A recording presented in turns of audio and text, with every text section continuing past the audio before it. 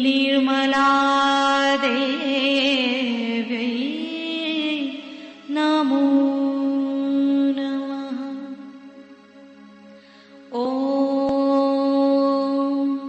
त्वमेव साक्षात्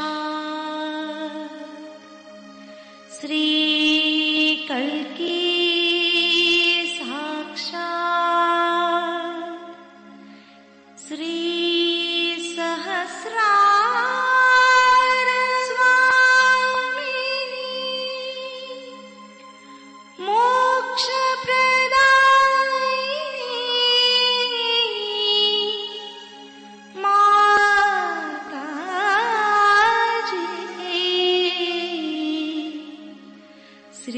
निर्मला देव्यै नमो नमः।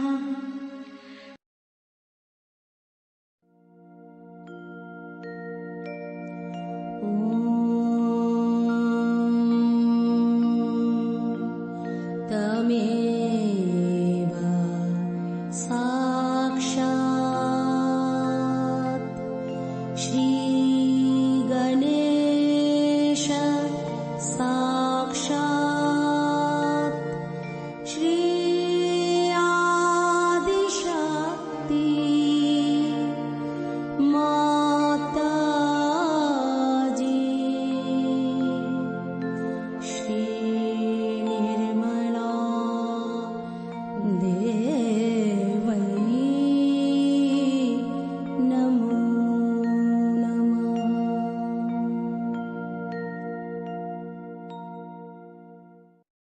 जय शो माता जी। दोनों हाथ माँ के सामने, हृदय में शो माता जी की छवि को स्थिर करते हुए परम पूजनीय शो माता जी हम सभी के हृदय को और पावन कीजिए। शो माता जी की छवि को बीचों बीच हृदय में स्थिर करते हुए बार बार प्रार्थना, परम पूजनीय शो माता जी हम सभी के हृदय को और पावन कीजिए।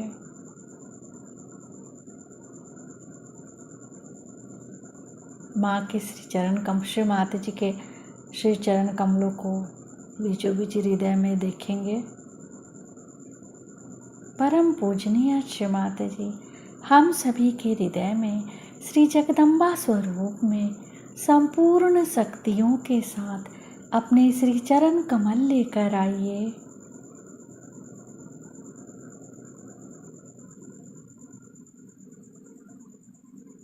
धीरे धीरे अपने संपूर्ण चित्त को दोनों हाथों की बीचों बीच हथेली, बीचों बीच हथेली को देखेंगे। शो माता जी हमें पूर्ण संतुलन दीजिए।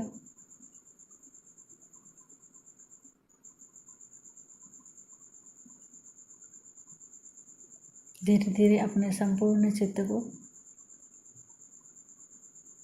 अपने पिंगला नाड़ी पे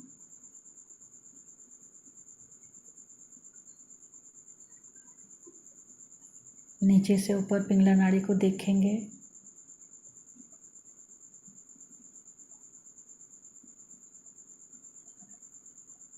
शो माता जी आप ही तो श्री महासरस्वती भी हैं। हमारे पिंगला नाड़ी में इनकी शक्ति को पूर्ण जागृत कीजिए।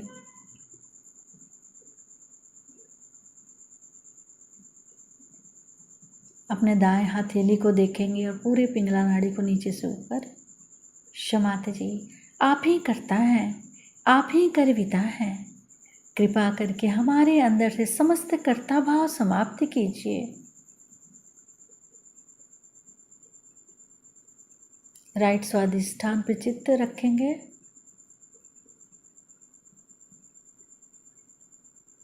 राइट स्वादिष्ठान से सिर के तालु भाग को जोड़ेंगे।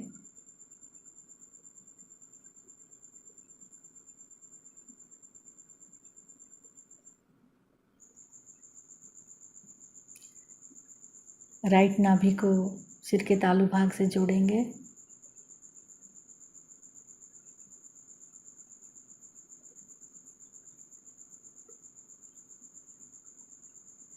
राइट हृदय को सिर के तालु भाग से मिलाएंगे।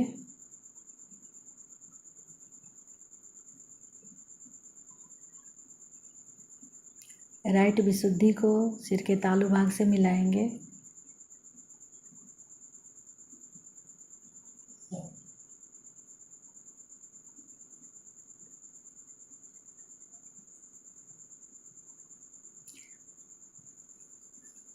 राइट आज्ञा को सिर के तालु भाग से जोड़ेंगे।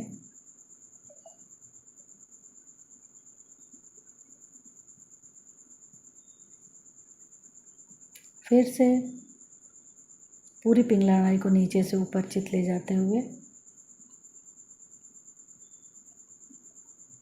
शिव माता जी हमें पूर्ण संतुलन दीजिए। चित्त को सिर के तालु भाग पर स्थिर करते हुए श्री निर्विचारिता मंत्र ओम त्वमेव साक्षात् श्री निर्विचारिता साक्षात् श्री आदि शक्ति माता जी श्री निर्मला देव्यै नमो नमः। सत्य को खोजने वाले सभी साधकों को हमारा प्रणिपात।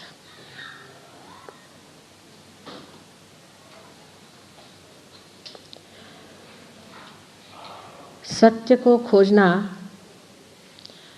यह स्वाभाविक मनुष्य का धर्म है। जहाँ भी उसकी रुचि जाती है या उसकी चेतना मूर्ति है वहाँ वह सत्य को ही खोजता है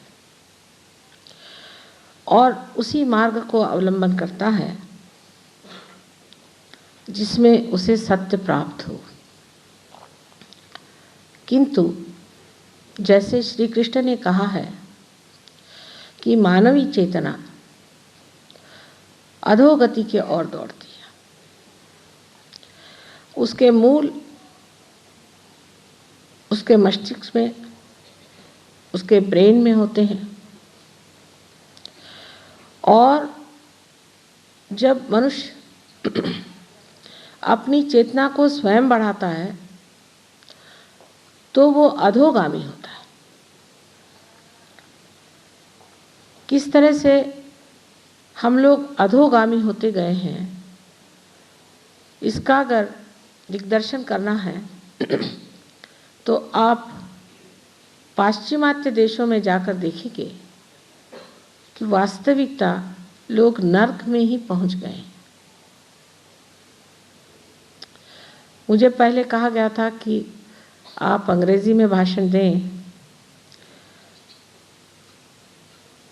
तो मैंने ये कहा कि अंग्रेजी भाषा में बहुत भ्रांतियां हैं जिसके कारण कभी कभी बड़ी दिक्कत हो जाती है किसी बात को स्पष्ट रूप से कहना जो कि साइंस की बात नहीं, लेकिन बहुत बड़ा साइंस है। परमात्मा का साइंस अचूक है, उसके कायदे पूरी तरह से अपने अमल पे जागरूक है। उनका कोई भी आसन ऐसा नहीं है जहाँ बैठने पर आप इस तरह से महसूस करें कि इसमें से आप डोल जाएंगे। लेकिन उस स्थिति में पहुंचने के लिए जैसे श्री कृष्ण ने कहा है हमें ऊर्ध्वगामी होना चाहिए। ऊर्ध्वगामी होने के लिए कोई व्यवस्था परमात्मा ने की होगी या नहीं, या सभी व्यवस्था हम ही लोग कर रहे हैं। आज अमीबा की स्थिति से इस स्थिति तक हम किस शक्ति के द्वारा पहुँचे, और अगर इस स्थिति में ही हमारा अंतिम उत्थान है और इसी स्थिति में पहुंचकर अगर हम अपने लक्ष्य पे आ गए हैं तो फिर आज संसार इतनी आफत में क्यों पड़ा हुआ है। साइंसी की दृष्टि से आप विचार करें तो साइंस में भी हर समय जब भी कोई धारणा सामने रखी जाती है तो उसे हाइपोथेसिस ही कहा जाता है, और उसको सिद्ध करने पे ही माना जाता है कि ये सिद्धांत है, ये कायदा है, ये नेचर का लॉ है। पर वो भी बार बार वो बदलते ही रहते हैं, क्योंकि जो केवल सत्य है, जो एब्सोल्यूट है, वो आपकी आत्मा है। जब तक आप आत्मा के अंदर समाविष्ट नहीं होते हैं, जब तक आपका चित्त आत्मा के प्रकाश से आलोकित नहीं होता है, जो कुछ भी आप जानते हैं, समझते हैं, वो सब कुछ अधूरा है और कभी कभी गलत भी है। अब इसको देखिए कि हमारी अधोगति किस तरह से हमारे अंदर अपने आप घटित होती रहती है। सर्वप्रथम हमारे सहयोग में हर एक चक्र का एक तत्व होता है, उसके अनुसार नाभि चक्र पे हम स्वाहा की शक्ति बांधते हैं। स्वाहा ये आपके वेदों से ही आया हुआ। स्वाहा, स्वाहा माने हर एक चीज को खा लेना, हर एक चीज को हजम कर लेना, हर एक चीज पे हावी हो जाना। स्वाहा। देखिए, ये शक्ति जब परमात्मा की ओर उठती है तो वह स्वधा हो जाती है। स्वधा माने, स्व माने आत्मा, और उसकी धारणा शक्ति हमारे अंदर आके हम गुरु तत्व को प्राप्त होते हैं। लेकिन जब यह स्वाहा बाह्य की ओर दौड़ने लग जाती है, जैसे कि मनुष्य की चेतना हमेशा बाहर की ओर दौड़ती है, तो इसका उदाहरण आप पाश्चिमात्य देशों में बहुत अच्छे से देख सकते हैं। अपने यहाँ तो अब भी लोग स्वाहा और स्वधा के बीच में थोड़े से चलने की कोशिश करते हैं, लेकिन वहाँ की जब स्वाहा शक्ति बढ़ी तो उन्होंने हमारे देश पे आक्रमण किया, चाइना पे आक्रमण किया, जिस देश पे जाए उसको ही हड़पते चले। ये तो परमात्मा की कृपा थी। मैं कहूँ हनुमान जी ने कुछ काम किया होगा, जो कोलंबस अमेरिका पहुँचा, नहीं तो आज यहाँ हम न होते। यहाँ सब अंग्रेज बैठे होते या तो अमेरिकन बैठे होते, हम लोग न होते यहाँ। ये स्वाहा की शक्ति वहाँ बड़ी स्पष्ट रूप से दिखाई देती है कि सब चीज़ को किस तरह खा जाए। वही चीज़ उन्होंने हमारे अर्थशास्त्र में ही की है कि जहाँ तहाँ चाहे वहाँ हम पूरी तरह से सब पे हावी हो जाए, सबका हम हड़प लें। ये बाह्य की शक्ति। उसके बाद दूसरा जो चक्र होता है, जिसे कि हम स्वादिष्टान चक्र कहते हैं, जिसने कि ये पूरा अंतरिक्ष बनाया है, उसकी भूर्व की शक्ति वेदों ने वर्णित की हुई है।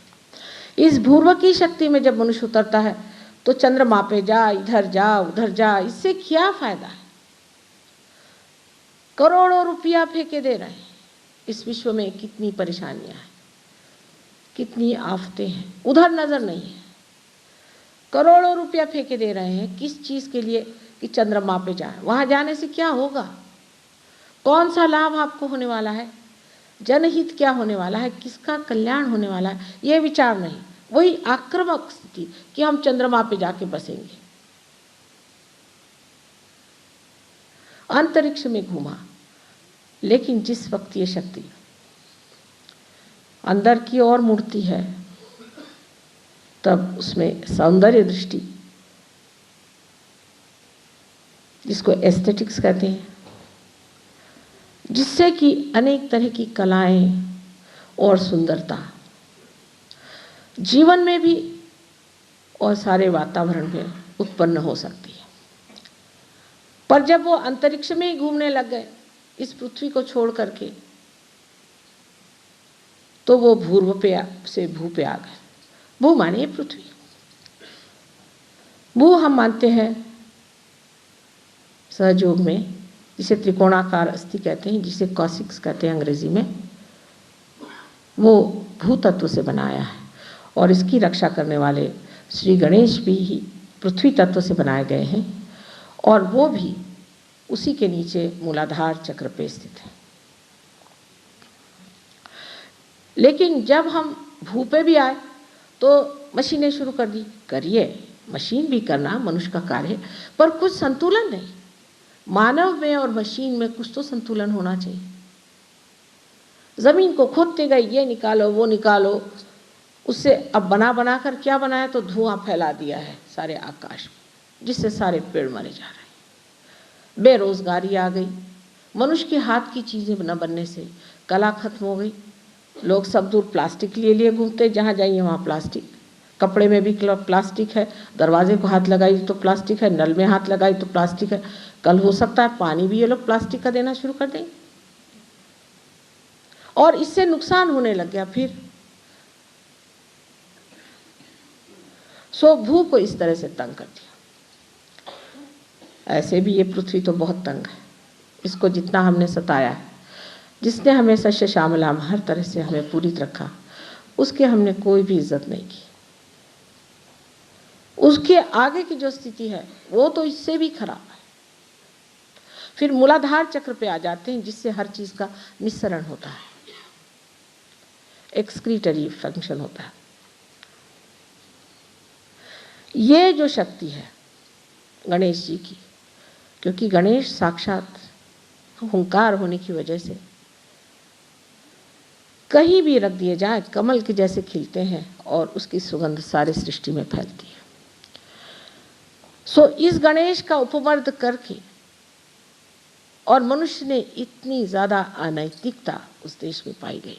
ना कोई माँ है, ना कोई बहन है, ना कोई भाई है, ना कोई रिश्तेदारी नहीं, सिवाय इसके कि कोई ना कोई बहुत ही गंदा संबंध आपस में होता है, जो कि हम लोग मुंह से कह भी नहीं सकते और देख भी नहीं सकते।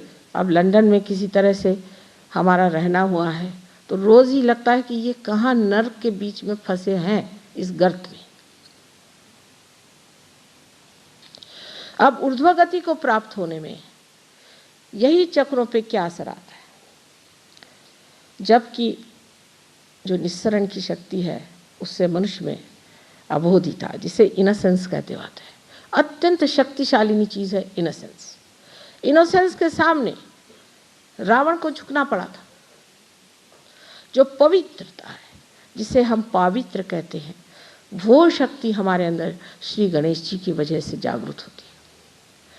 इसीलिए क्योंकि ऊर्ध्वगामी होना है, हमें कुंडलिनी का ही जागरण करना पड़ेगा।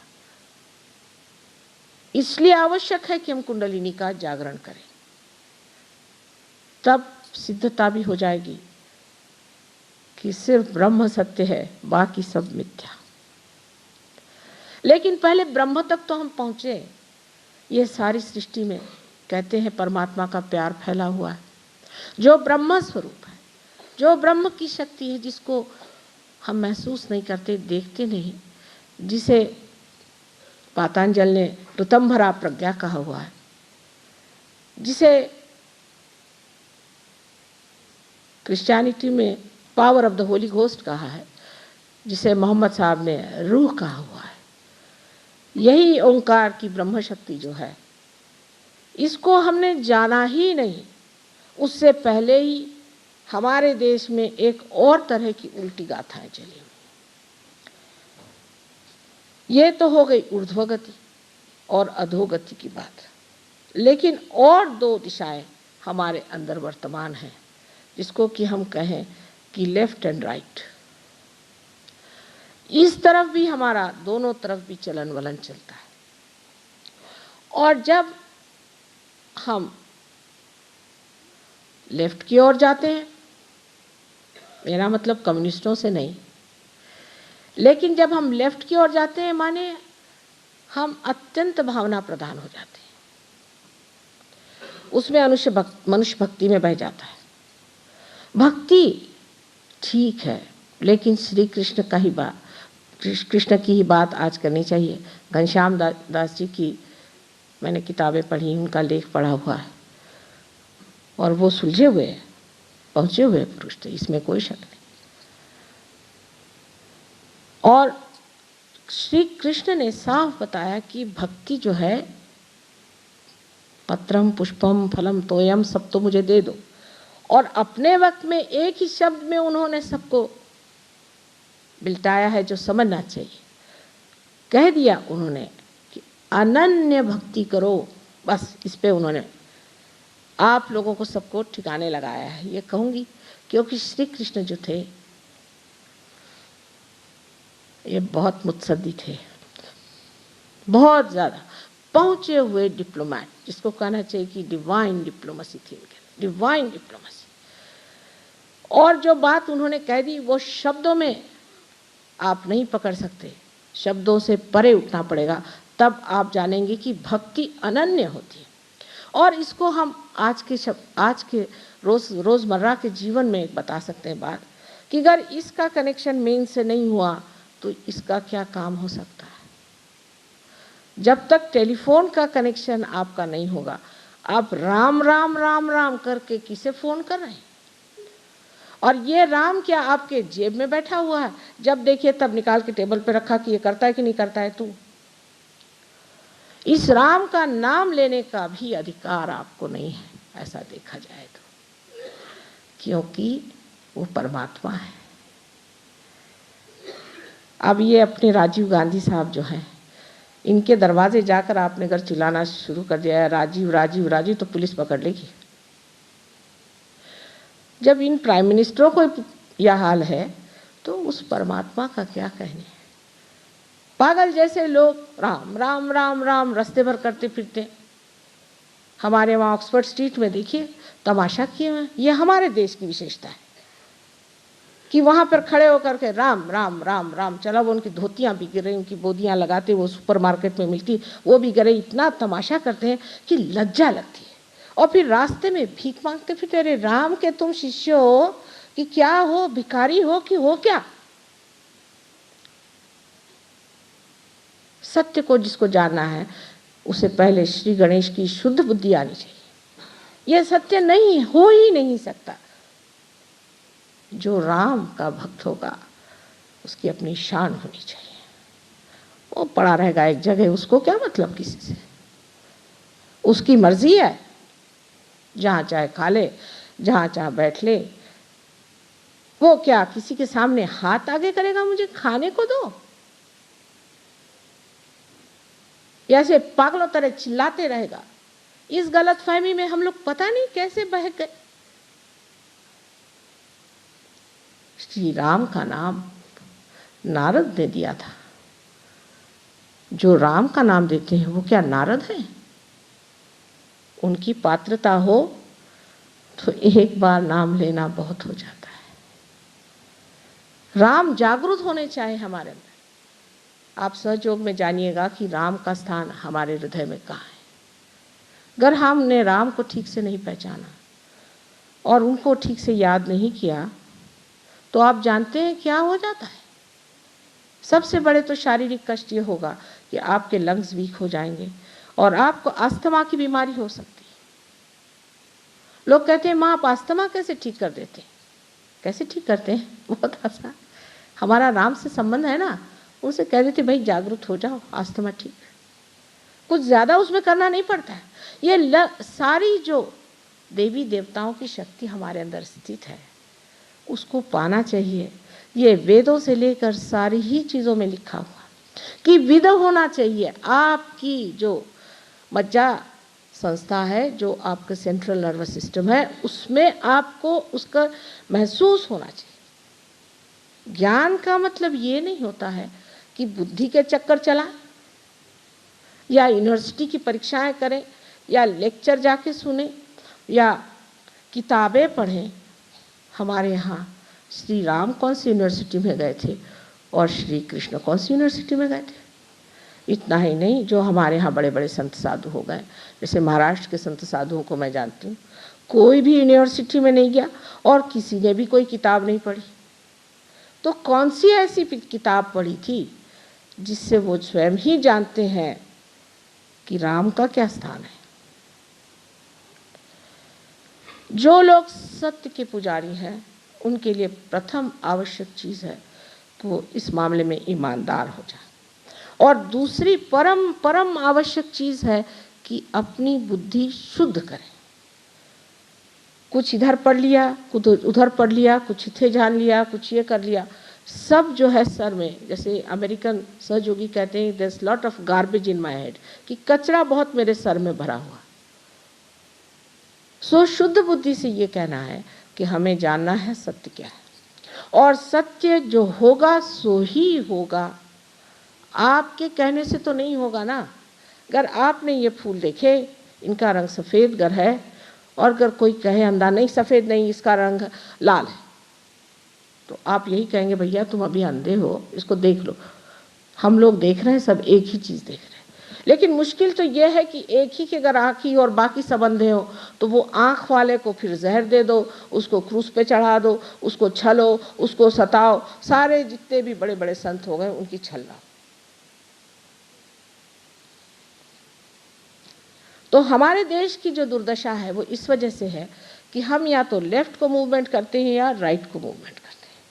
अधोगति पर नहीं जाते। ये तो गणेश जी की कृपा इस देश पे है, क्योंकि ये योग भूमि है।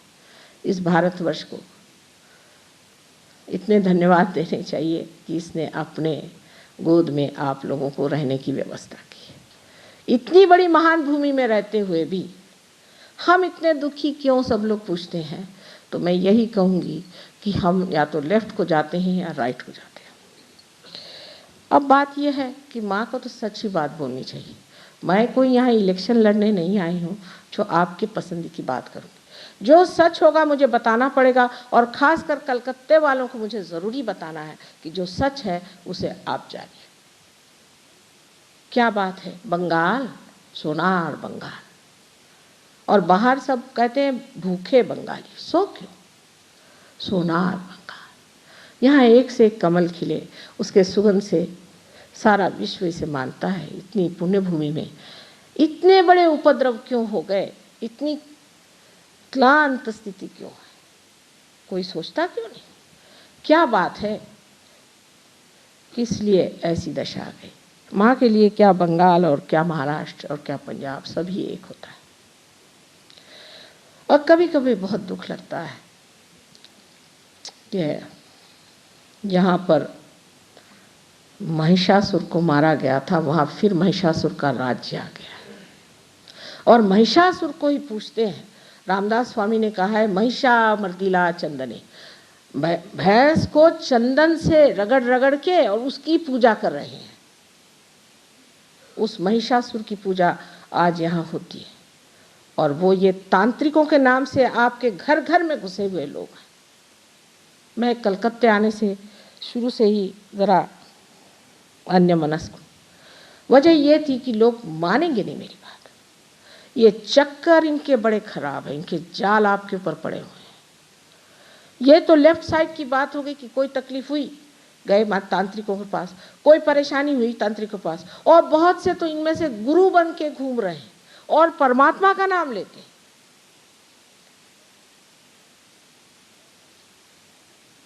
कृष्ण ने कहा हुआ है, जब आसुरी विद्या आएगी तो सारे सृष्टि को छा देगी। ये मैं बंगाल में देखती हूँ कि आसुरी विद्या ने सबको क्लांत कर दिया।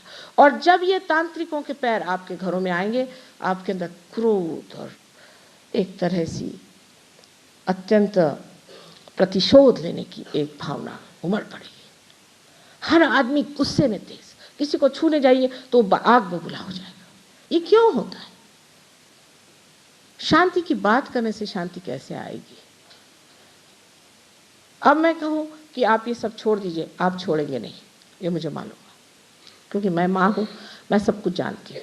बच्चों के बारे में अगर माँ न जाने तो उसका प्यार किस काम का। लेकिन मैं कहने से आप छोड़ने नहीं वाले। ये जब छूटेगा जब आपकी अपनी माँ कुंडलिनी जागृत हो जाएगी, फिर मुझे कुछ कहना नहीं पड़ेगा, मुझे कुछ नहीं कहना पड़ेगा। आप अपने आप छोड़ करके दूर हो जाएंगे, क्योंकि जैसे ही आप किसी तांत्रिक के पास में जाएंगे तो आपको उष्ण उष्ण से बहुत सी ऐसी हवा आएगी। इतना ही नहीं, आपके हाथ में ब्लिस्टर्स भी आ जाए, पैर में भी ब्लिस्टर्स, और भागेंगे वहाँ से। मुझे कहने की ज़रूरत नहीं। यही आज का हमारा सहयोग है। पहले तो ठीक था, एक एक चक्र को साफ करो, मेहनत करो, कुंडलिनी को चढ़ाओ। बहुत से लोग कहते हैं कि माँ कुंडलिनी का चढ़ाना बड़ा कठिन है। वो तो है ही, इसमें कोई शक। लेकिन हम भी कुछ हैं, तभी तो ना ऐसी चढ़ जाती है। लेकिन इस कलकत्ता शहर में कुंडलिनी चढ़ाने के लिए मुझे पहले देहातों में जाना पड़ेगा, जहाँ ये तांत्रिक नहीं बसते ज़्यादा। वजह यह है कि शहरों में पैसा है, वहीं इनका बास है। पैसे वालों के पास ही चिपकते हैं, सत्ता वालों के पास ही चिपकते हैं। यही आपके कर्दन काल है। और इन तांत्रिकों से जब तक आप छुट्टी नहीं पाइएगा, आपके देश में लक्ष्मी नहीं विराज सकती। इधर से तांत्रिक आए और लक्ष्मी के पैर छूटे। ऐसे इतने भाविक लोग हैं, परमात्मा को मानने वाले, इतने सुंदर, इतने कलाकार, सब कुछ होते हुए भी आज इतने दुखी और दरिद्री हैं। इसका कारण एक ही हो सकता है कि आसुरी विद्या ने जकड़ लिया है इस देश को, पूरी तरह से जकड़ लिया। इस तरह की और आसुरी विद्याएं बहुत सारी चल रही हैं। जब भी मैं किसी भी आपके बंगाल के लोगों से मिलती हूँ, देखती हूँ कितने बड़े साधक हैं, कितना परमात्मा को खोज रहे हैं, अंदर से इतनी धुन लगी हुई कि परमात्मा मिल जाए, लेकिन कुंडलिनी नहीं चढ़ती है, वो अंदर में कुम्हला के बैठी हुई। क्या बात है। कभी कभी तो जैसे कोई दुखी सर्प की तरह इधर उधर छटपटाती। कभी कभी देखती हूँ उस पर इतने जख्म हो गए बेचारी पर, अब पागल खाने जाने की व्यवस्था हो रही इस साधक की। क्या बात है। वजह यह है कि इन दुष्टों ने यहाँ सबको घेर रखा हुआ। आज कलकत्ते में आप लोग इतने बैठे हैं, मैं यहाँ आई थी, आज उसे करीबन 8 साल हो गए। जिस वक्त हॉल में गए तो एक इंसान बैठा हुआ था, इतने लोग नहीं थे, एक ही। और उसी के पड़ोस में एक तांत्रिक साहब हाथ में चाबुक लेकर के पता नहीं क्या क्या चिख रहे थे। तो मोटर का आना भी दुर्भर हो गया, वहां तक पहुंचने में मुझे आधा घंटा लग गया, पड़ोस से ही। तो शुद्ध बुद्धि मनुष्य की होनी चाहिए। नानक साहब ने इस पर खूब लिखा है, कबीर ने इस पर खूब लिखा है, खासकर कलकत्ते वालों के लिए लिखा हुआ है नानक साहब ने। कभी आप अगर खोलकर उनका ग्रंथ साहब पढ़ें, एक तो पूरा चैप्टर की चैप्टर उस पर लिखा हुआ पूरा। आज फिर मैं आपसे बताने आई हूँ कि इनके चक्कर आप पहले छोड़िए। ये तो लेफ्ट साइड की बात हो गई, अब राइट साइड की बात जो है उसमें हमारे जो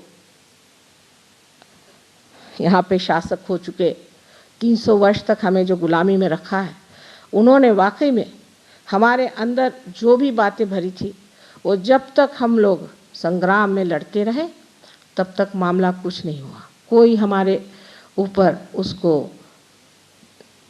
डाल न सका। उनकी जो कार्य प्रणाली थी उससे हम लोग हटे रहे। पर जैसे ही उन्होंने अपना डेरा उठाया, हम लोग जाके उनके डेरे पर बैठ गए। जो राइट साइड का आदमी होता है, ये बहुत ज़्यादा अगली बात सोचते रहता है। उसमें फिर ये कि सत्ता कैसी मिले, पैसा कैसे मिले, वही जो ये लोग करते थे वही आप कर रहे हैं। अब उनके बच्चे वहाँ ड्रग पी पी के मर रहे हैं। हमारे लिए ये बहुत अजीब सी बात लगती है कि इस लंदन शहर में एक हफ्ते में 2 बच्चे मारे डाल जाते हैं, वो भी माँ बाप स्वयं, अच्छे बच्चे। लंदन शहर के अंदर सिर्फ ये वहाँ के स्टैटिस्टिक्स हैं। कोई प्रेम नहीं, पैसे से प्रेम या सत्ता से प्रेम, लेकिन अपने बच्चों से प्रेम नहीं। गरीबी का एक फायदा है कि कम से कम आपस में प्रेम होता है, कम से कम बच्चों को प्यार करते हैं। सो ये जो पैसे की धुन शुरू हो गई, तो उसमें क्या, उसमें पैसा मिला, उसमें बिजनेस हो गया, उसमें ठीक हो गया, जो भी करना चाहे ठीक ही है, उसमें क्या। इस प्रवृत्ति की वजह से आज वो इस दरार पे जाके पहुंचे कि उनके बच्चे अब सब ड्रग ले रहे हैं और आपके भी लेंगे। उस वो दिन दूर नहीं, आप भी ले सकते। क्योंकि जब जान लिया कि इस पैसे की पागलपन में हम वहां नहीं पहुंचे जहां पहुंचना था, जब ये समझ गए कि इस सत्ता में कभी तो ऊपर होते हैं तो कभी नीचे, तो कभी ऊपर तो कभी नीचे, शटलकॉक के जैसे घुमा करते हैं, तब पता हुआ कि इसमें भी आनंद नहीं है। तो आनंद कहाँ है? ये हमारे शास्त्रों में इतना सुंदर लिखा हुआ है। आपको आश्चर्य होगा कि सारे संसार में जो आज आप देख रहे हैं बड़े बड़े पेड़ सिविलाइजेशन के खड़े हुए हैं, एक पत्ता दूसरे पत्ते को नहीं जानता, एक पत्ता दूसरों से प्यार नहीं करता है। इसकी वजह क्या है कि इनकी जड़ें ही इनको मालूम नहीं, इनमें जड़ है ही नहीं। जड़ से उखड़े हुए लोग क्या कर सकते। फिर खासकर हमारे हिंदुस्तानी जो विलायत में जाके ठहरे हुए हैं, वो तो ऐसे ही, मैं कहती हूँ कि अगर आम का पेड़ जाके इंग्लैंड में लगाइए तो उसमें आम तो आएगा ही नहीं, लेकिन उसमें एप्पल भी नहीं आने वाला। वो हालत इन लोगों की है। और जो हम यहाँ बैठे हुए हैं वो इन्हीं से बहुत ही प्रेरित होकर के उनके ढंगों पे चले जा रहे हैं। और जब हम लेफ्ट साइड में रहते हैं तो उपास तपास दुनिया भर की फालतू के कर्मकांड, स्त्री आचार और ब्राह्मणाचार जिसे कहते हैं, इसमें फंस गए। और जब राइट साइड में चलते हैं तो इन लोगों का अनुचरण करके उन्हीं के खाई में हम जाके गिरेंगे। खाई दोनों ओर। सो ऊर्ध्वगामी जाने के लिए, इस मूल की ओर जाने के लिए कुंडलिनी का ही एक रास्ता है। अब कोई कहेगा कि श्री कृष्ण ने ये कहा नहीं कि कुंडलिनी कोई चीज़ है। 6000 वर्ष पूर्व की बात है। उस वक्त सिर्फ अर्जुन से ही तो ना बात हुई थी, और वो भी युद्ध में। उस वक्त कहने की बात न थी कि कुंडलिनी क्या चीज़ है। जो बात कहनी थी सो कह दी कि ऐसे होना चाहिए, स्थित प्रज्ञ होना चाहिए। पहले ही उन्होंने उतरते साथ कह दिया। वो कोई बिजनेस वाले नहीं थे, तो जो सत्य था पहले कह दिया, पहले स्थित प्रज्ञ हो जा। पर कैसे भाई, कृष्ण से पूछिए कि कैसे। उन्होंने ये नहीं बताया, समय नहीं था, समय आचार होता है। उन्होंने बताया नहीं कैसे। उसके बाद कितने दिनों बाद महाराष्ट्र में ज्ञानेश्वर जी हुए, उन्होंने 6 अध्याय में बिल्कुल पूरी तरह से लिख दिया कि कुंडलिनी से ही यह कार्य होता है।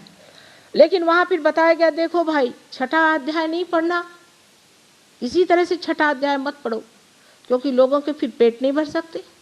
क्योंकि कुंडलिनी जागरण में कोई पैसे ऐसे की ज़रूरत नहीं, उसमें अधिकार की ज़रूरत है। तो ये हुआ कि 6 अध्याय पढ़ने का नहीं, बाकी सब पढ़ो। आपको आश्चर्य हो गया कि ज्ञानेश्वर जी जिन्होंने ध्यान धारणा पर इतना कुछ लिखा, उनका एक बड़ा सुंदर मंदिर हमारे बम्बई में बना हुआ। वहाँ जब हमारा प्रोग्राम हुआ तो उनका यहाँ ध्यान नहीं करने का। तो मैंने कहा क्या करने का। मराठी में उसे कहते हैं दिंड्या घालने।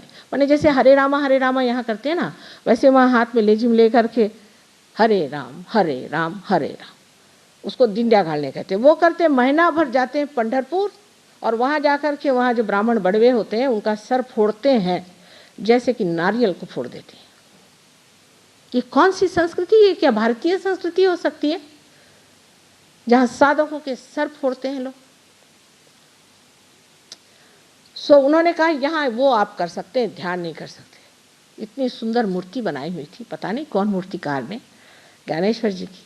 मैंने कहा अगर ये मूर्ति साकार हो जाए या सजीव हो जाए तो कोई बात करें, या तो ज्ञानेश्वर जी यहाँ खड़े हो तो बात करें। अब तुम लोगों से क्या कहें, क्या उन्होंने दिंडी की थी क्या? तो वो तो ज्ञानेश्वर जी थे और हम तो ज्ञानेश्वर जी नहीं। तो मैंने कहा ये दिंडी की प्रथा निकाली किसने? उन्होंने तो एक अक्षर भी कहीं लिखा नहीं कि ऐसे दिंडी करते चलो और दौड़ते चलो और कूदते चलो। तो ये कहाँ से निकली प्रथा? शास्त्रों में इसका कोई अधिकार है कि नहीं? कुछ तो बताना चाहिए। अपने शास्त्र जो लिखे हैं उसमें कहीं है? ऐसे ही एक दूसरे महाशय आए कि जो कुंडलिनी के वक्त जागरण का समय आया तो दोनों पैर मेरे ओर करके बैठे। तो इन लोगों ने कहा भाई ऐसे तो नहीं बैठते ना, माँ की तरफ पैर करके। उसने कहा भाई देखो मेरी कुंडलिनी जागृत हो गई है, और अगर मैं गोद डाल के बैठता हूँ तो मेंढक के जैसा कूदता हूँ। मैं कहा है ये क्या बात? उनको मैं बुला भी, ये कैसे हो गया? तुम्हारी कुंडलिनी जागृत होने पे क्या अब तुम मेंढक होने वाले हो? अरे अब तो तुम अति मानव होने की जगह मेंढक कैसे हो? तो आप विश्वास नहीं करेगा, इतनी बड़ी मोटी किताब ला के मुझे दिखाई। उनके गुरुजी महाराज ने लिखा था कि जब कुंडलिनी जागृत होती तो मनुष्य मेंढक के जैसे कूदता। मैंने कहा ये क्या तमाशा है? और मैंने इतना रुपया कुंडलिनी जागरण के लिए दिया। ये तो ऐसी ही मूर्खता है। जैसे कि किसी बीज को आपको बोना है तो आप जाकर पृथ्वी में वहाँ 100 रुपया रख दीजिए, हे पृथ्वी माता इस हमारे बीज में अंकुर ला दो। वो पृथ्वी को क्या पैसा कौड़ी समझ में आती है क्या? उसको आप अलंकृत कर दीजिए तो अलंकृत हो जाएगी, और नहीं करिए तो पड़ी रहेगी। उसको इसका क्या महत्व समझ में आता है? उसको तो एक ही कार्य मालूम है कि कोई अगर बीज मेरे पेट में आया उसको अंकुरित कर देना। इसी प्रकार अगर हम एक बात समझ लें तो सत्य आपको मिल सकता है। सत्य जीवंत चीज है, मरी हुई चीज नहीं है। मनुष्य तो सिर्फ मरी हुई चीज पा सकता है। जैसे कि एक पेड़ गिर गया, बड़ा बढ़िया फर्नीचर बना दिया, वो पेड़ मर गया तो एक मरा हुआ फर्नीचर बना दिया आपने। अब उस पर आप बैठ गए तो आपको अब कुर्सी की आदत हो गई, अब आप जमीन पे बैठ नहीं सकते। वो पेड़ आपके खोपड़ी पे बैठ गया, अपने साथ कुर्सी लेके घूमना पड़ेगी, नहीं तो आप बैठ नहीं पाएंगे। मरी हुई चीज से मरी चीज बनाई और आप भी उसमें लिप्त हो गए, क्योंकि वो जो मरी हुई चीज थे उसने आपके ऊपर आसन जमा लिया, माने जड़ ने आत्मा के ऊपर आसन जमा लिया। तो सत्य एक जीवंत चीज है, जीवंत ही नहीं, सर्व बुद्धि का स्रोत